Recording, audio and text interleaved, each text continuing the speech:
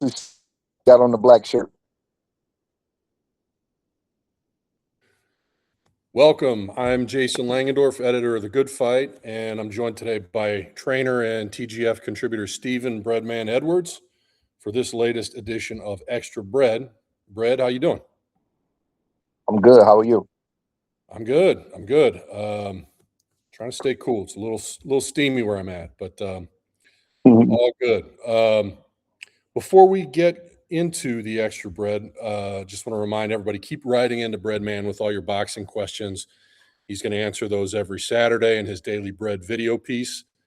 Hit him up either at debreadman25 at hotmail.com. That's DABREADMAN 25 at hotmail.com, or on Twitter at breadmanboxing. You can find the video at thegoodfight12.substack.com or our YouTube channel at thegoodfight12. I know that's a mouthful, but if you just look up The Good Fight, you'll get to us. Become a paid subscriber, and you can watch the full segment and get all of our content, videos, podcasts, and all the best boxing writing you're going to find out there. All right, let's get into it, Brett. On our TGF post-fight show on Saturday, we talked pretty extensively with our live stream audience about Rolly Romero's virtual no-show against Teofimo Lopez. But I'd really love to hear your thoughts, especially based off of Rolly's interactions with his trainer, Ismail Salas, during the fight. I don't think it was a no-show. I think he did what he does. You know, what he is he, because he's a big puncher and he has the outlandish personality, sometimes I think style misappropriated. I think that, you know, I always use this example. Every time you see dude the southpaw, they call him a southpaw, but that doesn't mean that you're slick because you're a black dude that's a southpaw. And Rolley, I think, if you look at some of his knockouts and then you look at his personality, you think he's this can destroy Triple G kind of fighter. But what he really is a quirky, unconventional counterpuncher with low punch output. And his best two performances, he kind of boxed against Tank. The first 6 rounds of the fight, he was winning. And against Ryan Garcia, he outboxed him. He wasn't really a destroyer. So I think he showed up. I just think that people look at his style and think he's this aggressive guy, but he's really not. He's just a big puncher, and he's unconventional. What happened in the fight, I think, is Rolley fell in love with the fact that he could counter Teofimo with a left hook. So all night long, he was looking for the same shot. He had success with it. He hurt him with it. He buckled him with it. He bloodied him with it. But the moments didn't happen enough for him to score enough points to win the fight.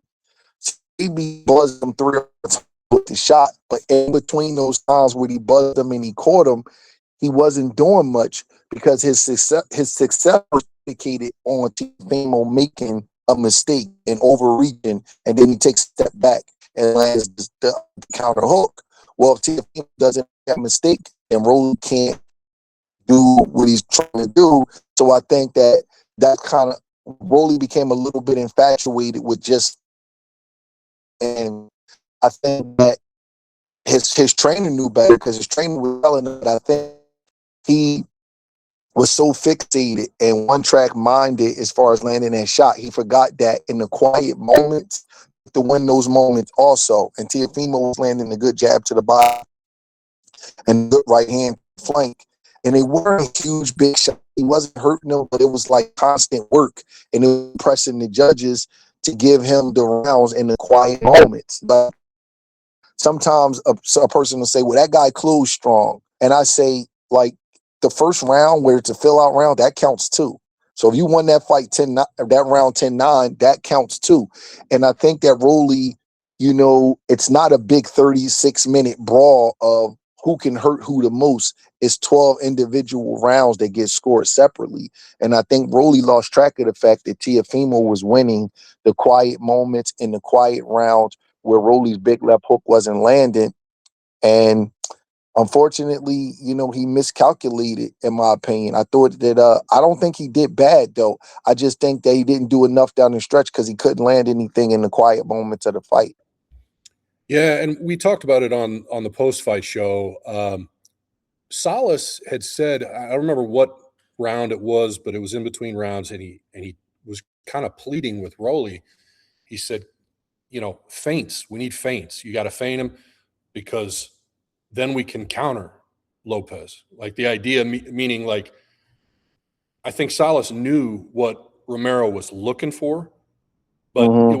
it was never going to present itself if Lopez kept fighting the way that he fought, because he was sort of, I wouldn't say cautious, but he fought intelligently, knowing what was most dangerous coming from Romero, and Salas was trying to motivate him, trying to give him advice. What was your take on that? Because it sure seemed like Rolley was just staring through him the whole time, and almost like he wasn't there. He just wasn't paying attention. I'm not a psychologist, so I don't really. I know what you're talking about. I just think that Rolly's just an interesting dude, man. He just marches to his own tune. He's a little bit different, and that's just what it is. Sometimes when he does interviews, he like looks and one of his eyes like start like squinting, and he like has a strange look. I just think that that's just him. I don't know what the diagnosis of it is or anything like that, but I've had a lot of fighters like kind of just like have this weird gaze. You know what I mean? You never know, Jason. Sometimes the cortisol levels get high. Sometimes they're in like they're in a trance. The adrenaline level is so high they can't even hear you. It happens, man. You know what I mean? It happens a lot. I've asked guys like, "Hey, man, you remember that move you did in the fifth round?" And it'd be a brilliant move, and they'll be like, "Man, I don't know. I got to see it on tape. I don't know. It's all a blank, a blank plate to me." So I Well, don't know. I can't speak for Rolly, but he might just be a guy that's just a little crazy. yeah. You know what I mean? Or just a little off. You know what I mean? I don't know. Well, you talk about like going back and looking at the tape. Rolley was, I mean, he seemed convinced that he'd won the fight. He talked about it being political. He seemed to be pretty upset immediately after the fight when he wasn't going to answer Chris Mannix's question, kind of walked off. And again, maybe it's just, hey, that's him. He dances to the beat of his own drum or whatever. But he sure seemed convinced that he won the fight. Is it the kind of thing? I mean, you've trained plenty of guys. Do you need sometimes to be able to go back and see it after the fact as a fighter and Sometimes you go, do, man. yeah, Sometimes you do. But listen, I'm gonna be honest with you. I have no problem with Tio getting a decision. But when I heard majority draw, at the end of the fight, I said to myself, Tio probably edged this maybe 7-5. I think the announcers was making it seem like he was dominating Rolley, and he wasn't, because he was clearly hurt about 3 or 4 times. So that's 3 rounds for Rolley right there. And if you give him maybe 2 more rounds, you got a 7-5 kind of fight. So I'm not saying that Rolley won the fight, but him being in the fight that was rather close, and he know he hurt Teofimo more than Teofimo hurt him, I can understand what he may have been thinking at that time. Even though I may not agree with him, I can understand him saying, "Hey, Teofimo, I probably hurt Teofimo more than he hurt me. I probably won this fight. I didn't take a lot of punishment. He's bleeding. I'm not, etc., etc., etc." I can understand that. I've had fighters where after the fight, I thought that they lost, and they be like, "Yo, I got robbed," and I'm like, maybe you need to look at it again. So I get that. I thought the announcers was making it out to be him being dominated, and I didn't see that. Teofimo didn't land a lot of clean big punches. He just kind of like outworked Rolley a little bit and scored more points in key moments. But he by no means did I think Rolley was dominated. I don't like the fact that Rolley said it was political, because he's won a few close decisions himself, and he's had a few questionable calls where he had a stoppage against a guy and the fight shouldn't have been stopped. So this was his first loss by decision, because his other 2 losses were by stoppage. So I think he was being a little bit dramatic with making it seem uh, political when he's won all of the close decisions in his career. But I do understand why he thought that maybe the fight could have went his way. I thought it was a pretty close fight. And people that I know that were there, they all thought it was close. The people that watched it on TV think that Rolly got blew out because I think it's because of the way the announcers was portraying the fight. Yeah, I mean, by what I saw, it seemed like Lopez was the aggressor. He was coming at Rolley the whole fight. He was on the front foot. He clearly showed more skill, and he was obviously more active, and he landed more punches. But I can see what you're saying as far as, especially if you're a fighter. I mean, you kind of have to convince yourself of some of these things sometimes. But if you and you got to remember something, Jason, it's a lot of adrenaline pumping after the fight. Yeah. So sometimes you got to be fair to them and just allow everything to calm down a little bit and let them watch the fight and revisit it. I don't know if it's fair after somebody was just getting punched in the head for 36 minutes to ask them something and expect them to be completely objective. I don't know if that's fair. And I'm not, I don't know Rolley at all, but I just think that for any fighter, that's tough. That's a tough situation to be in. No, I agree completely. I mean, we're not talking about the NBA here. You're not, you're tired after 4 quarters. You come off the court. That's one thing. But if you've just been getting your head beaten in, and like you said, the adrenaline of the fight or flight, and I guess I was supporting the point that Rolley was making in terms of, like, Lopez was obviously the one who took more physical punishment. I think if you're a fighter and you think it's close, that's an easy way to kind of look at it and say, look, I split him open. He's bleeding. He's the one who's got the mouse under it. Like, I'm fine. And he did. Like, after in the post-fight press conference, he's, lifting up his shirt. I didn't see any red here. What are you talking about? But yeah, I guess everyone was just sort of put off by his kind of non-responsiveness with Salas when. Yeah, but if you ever watch him, he's kind of like that. You know what I mean? He's really quick-witted and he says some cool stuff in interviews, but there's also times where you're talking to him where you see him being interviewed and he has a weird gaze to him. That's just what he is. I don't know. Maybe I have to ask one of his parents. I have no idea, but I've seen him do that several times. He's a different dude, kind of dude. Well, let's move on to another fight, the other big fight card of the weekend, Amanda Serrano. She struggled a lot more, I think, than most of us expected. Wound up squeezing out the win over Lucretia Manzur on Friday. What's your take on where she's at this point, Brett? I mean, she's talked about coming back and trying to break that knockout record. Sounds like she's going to have one more fight, and that may be it. But kind of, what do you see her career representing, and what did you see in that fight as far as, is she is sort of depleted at this point as it seemed to be? I don't want to say that because she's been a pillar of this renaissance of women's boxing, but I do think that it's pretty obvious that she's past her prime. She has a lot more fights than the other girls. She has maybe close to 50 fights. She's been in tough fights, and she's fought. It's interesting because she fought Katie Taylor at 140 pounds, and she's really a 26-pounder. So she's taken some big punches in her career. So it's obvious that she's past her best day, and I just wish her the best, and hopefully she goes off in the sunset and gets everything she wants. But I don't want to use the word depleted because fighters get a little bit offended by that, but you can see that she's not in her prime anymore. You know what I mean? It's pretty obvious that she has. And I think it's been pretty obvious for the last couple of years, to be honest with you. This is not the first time I saw her, and I'm like, she's not the same anymore. And you kind of can tell when a promoter cares about a fighter, they don't throw them in certain kind of fights once they pass that point. You know what I mean? They kind of give them a little bit of a favor, where some guys, when they get on the other side of their prime, they get thrown into with a young wolf. Where with Amanda Serrano, they haven't done that. You know what I mean? They've been very, very, they've been showing her a lot of empathy, because I'll give you an example. Alicia Baumgartner is over there, and I believe Alicia Baumgartner would beat Amanda Serrano if they were to fight right now at this particular point in her career. But and it's a huge fight, and they got the same promoter, but they haven't made the fight out of respect for Serrano, because I think that somebody over there understands she's a little bit past her best day.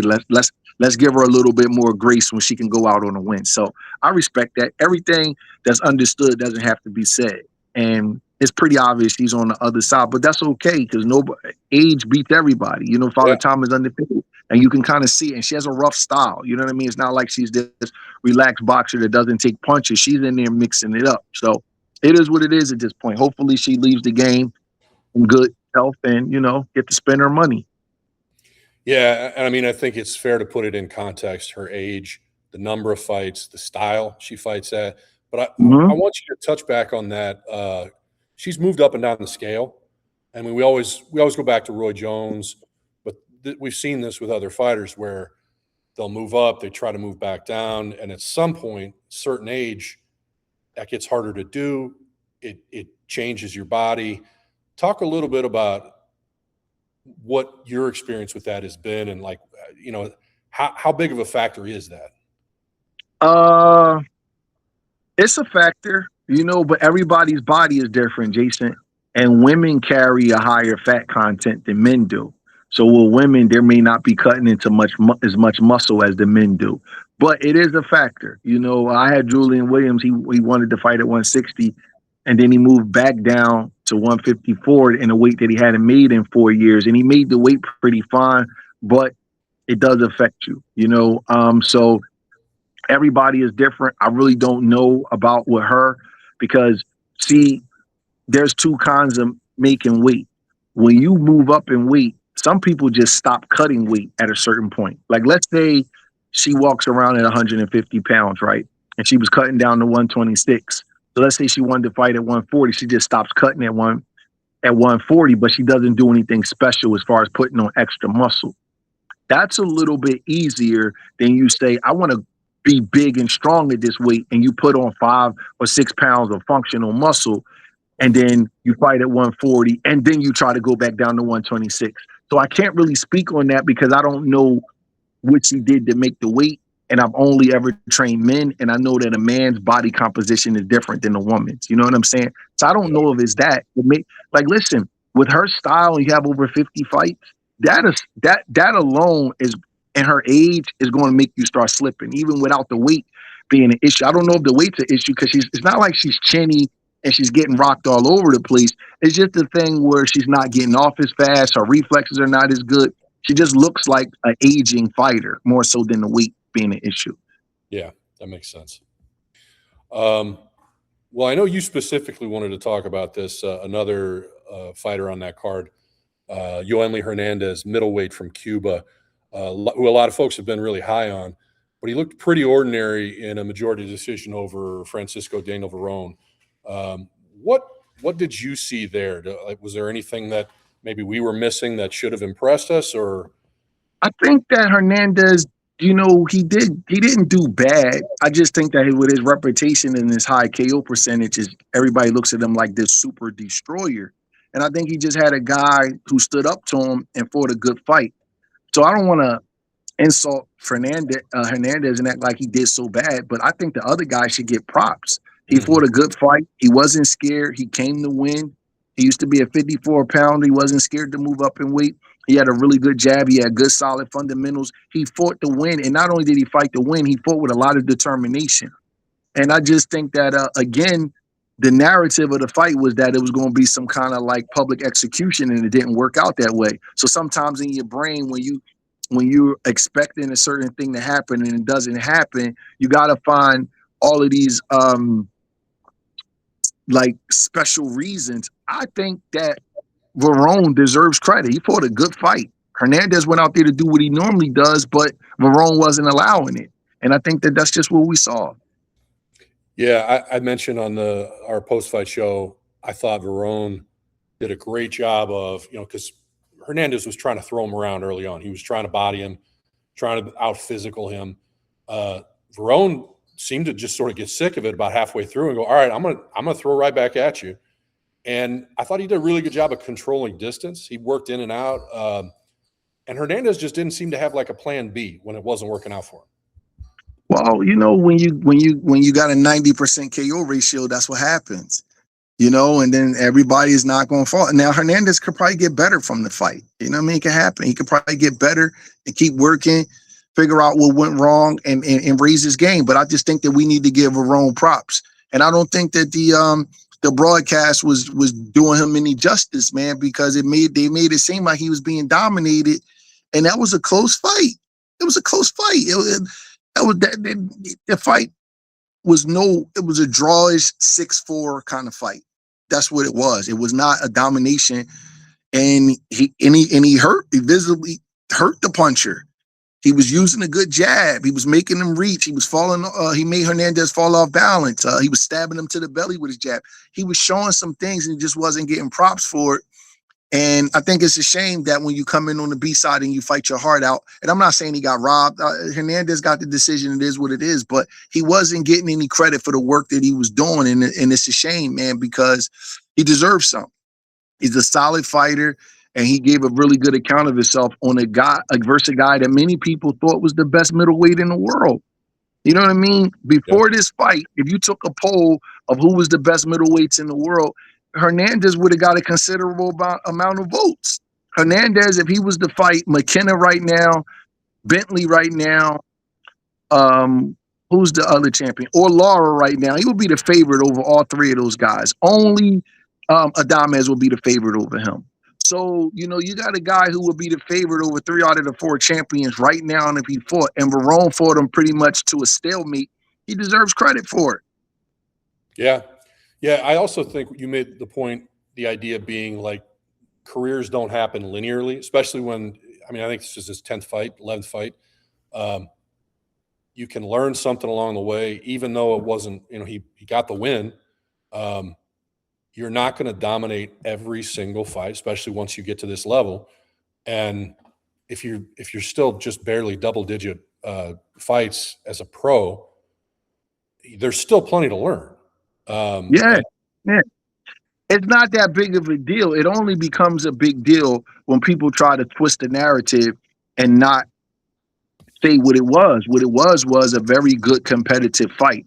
If you make it out to be Hernandez got exposed, that's not true. And if you make it out to be that Verrone got dominated, that's not true. It was a competitive fight, but Hernandez got the decision, but Verrone deserves some props. And now we see that Hernandez needs a little bit more work. He needs a little bit more seasoning. It's not that big of a deal. Just tell the truth about what happened. That's it. We like clear storylines, though. We want it has to be A or B. It can't be any of both. Well, moving on. So we'll look ahead to this weekend. There's a lot of fights on the docket this weekend. Is there any one of them in particular that you're really looking forward to, or that you're kind of hoping to learn something from? I would say Moses and Tom. I'm very, very, very. I suspect he can be something special, and if he is, he's gonna have to get past this opponent. But you can't get credit for something that you haven't done yet. So we have to see how he is with a live opponent that's there to win, and that's the fight I'm looking forward to the most this weekend. Yeah, and Hrgović, he's a step up from what Itama's faced up to this point, and obviously there's kind of we all want to have a coronation for the next great heavyweight, especially now when we're seeing Tyson Fury, Anthony Joshua, Usyk, these guys kind of on their way out. Who's going to be the next? Itama seems like the guy. I don't know anybody else that we can kind of point towards and say, yeah, it's him. What do you feel like you need to see from him at this point? I think that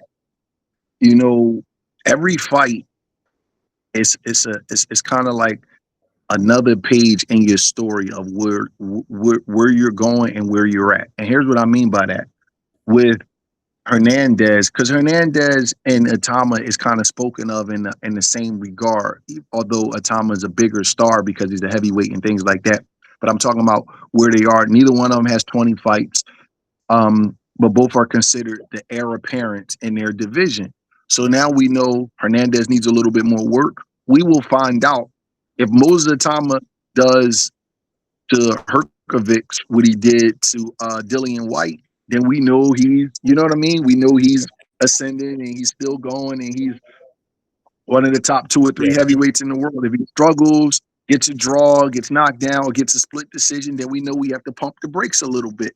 So it's not so much what I'm expecting.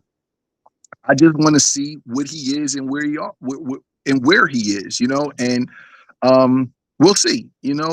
I think the kid is the goods, and I've always thought that he would have been very competitive with Usyk, and I think Usyk retiring and giving up his belts kind of confirms what I thought. I thought that Caballel and Natama were serious threats to Usyk. And I still, if Usyk was to decide to fight one of them, I still think that I don't know if I would favor Usyk to beat Atama, but I still have to see more of Atama. So let's just see. I think he's the real deal, though, and I suspect he might be the best heavyweight in the world. And if he's not, I believe Caballel is. One of those two are the best heavyweights in the world. No, that's a good mention, Caballel. Yeah, I mean, we're reaching a point where it's going to be almost a clean break in the heavyweight division. I'm interested to see who the other guys are that might come up and challenge those two, because right now it just seems like a 2-horse race. Yep, we'll see. It's heavyweights, though, man. They're big guys, though, so everybody gets hurt as a heavyweight in time. So you just got to just see. All right, well, that'll do it for today for this edition of Extra Bread. Again, be sure to connect with Breadman. Get in all your boxing questions at thebreadman25@hotmail.com or on Twitter at BreadmanBoxing. And check back with a good fight on Saturdays to find out if he answered yours. Thanks to Breadman, and thank you all for watching. We'll see you at the fights. Thanks, bro. Later.